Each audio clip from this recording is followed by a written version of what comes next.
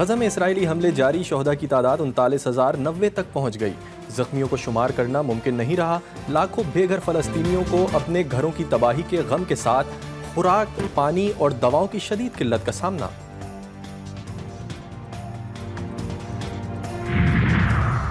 भारतीय बहरिया का freight naval dockyard में आग लगने के बाद उलट गया। 10 बरसों में भारतीय बहरिया का तीसरा जहाज हादसे का शिकार। भारतीय बहरिया के फौजी बेबसी से बर्मा पत्रा जहाज को डूबता देखते रहे। बांग्लादेशी वजीर आजम का कोटा सिस्टम पर सुप्रीम कोर्ट का हुक्म कबूल करने का फैसला। मुल्क में कर्फ्यू, इंटरनेट और टेलीकॉम सर्विसेज बदस्तूर बंद। तुलबा का हसीना वाजिद हुकूमत से पुरतशद्दुद क्रैकडाउन पर माफी मांगने का मुतालबा।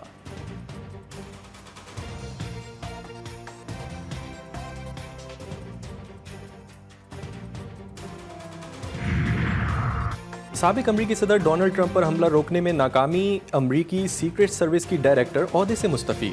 सीक्रेट सर्विस की डायरेक्टर किम्बर्ली ने गुज़िश्ता रोज हमला रोकने पर नाकामी पर जिम्मेदारी कबूल की।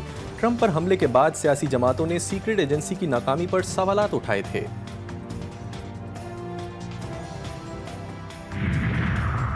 कराची वालों को सुकून मयसर आ गया। रात गए मुख्तलिफ इलाकों में हल्की बारिश से मौसम खुशगवार। समुद्री हवाएं मुकम्मल बहाल। मानसून बादलों की आमद, गर्मी का जोर टूट गया।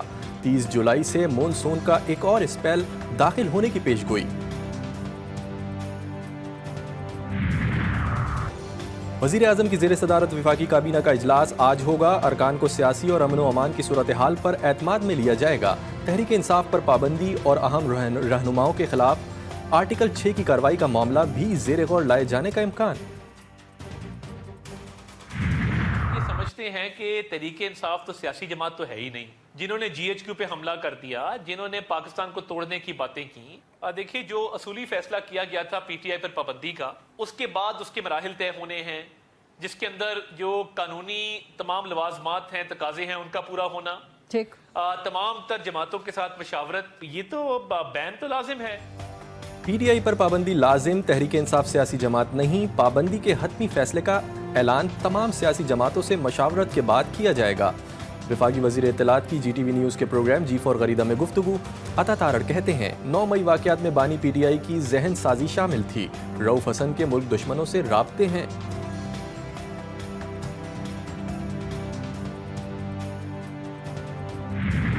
वक्त है, उनकी एक बहुत बड़ी ख्वाहिश है कि किसी ना किसी तरह PTI को बैन कर दिया जाए, क्योंकि वो किसी किस्म की अपोजिशन नहीं चाहते। अगर कोई मार्शल लॉ लगा दे और आइन को ख़त्म कर दे, उसके खिलाफ आर्टिकल 6 लग सकता है।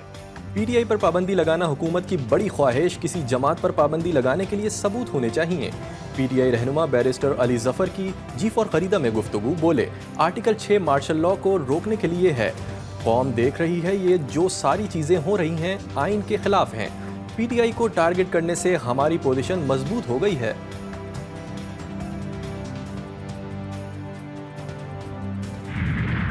जवानों से कहूंगा, तू हमारा फ्यूचर हो, तुम्हें मैदान में निकलना पड़ेगा, महंगाई के खिलाफ, बेरोजगारी के खिलाफ, इस जुल्म सितम के खिलाफ।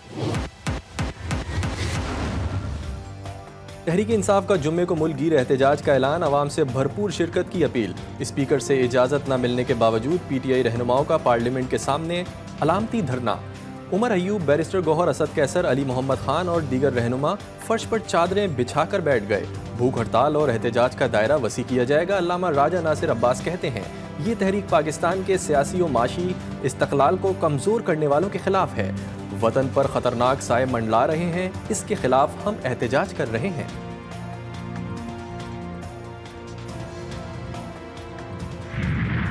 हमारा जो एहतजाज, आने वाले एहतजाज भी होंगे, वो पुरअमन होंगे, वो कानून और आइन के दायरे में होंगे, लेकिन होंगे पूरे जोर शोर से। सब जमातों की यही डिमांड है कि आज़ादाना मुनसिफाना इंतखाबात हो, कि पाकिस्तान को इस क्राइसिस से निकाला जाए। PTI रहनुमाओं का धरने से खिताब। शिबली फराज बोले, हमें डिजिटल दहशतगर्द कहा जा रहा है। हमें पाकिस्तान से मोहब्बत का मैंडेट 8 फरवरी को मिला। उमर अयूब बोले, हमारा मुतालबा है कि आज़ादाना मुनसिफाना इंतखाबात हों ताकि मुल्क बहरान से निकले।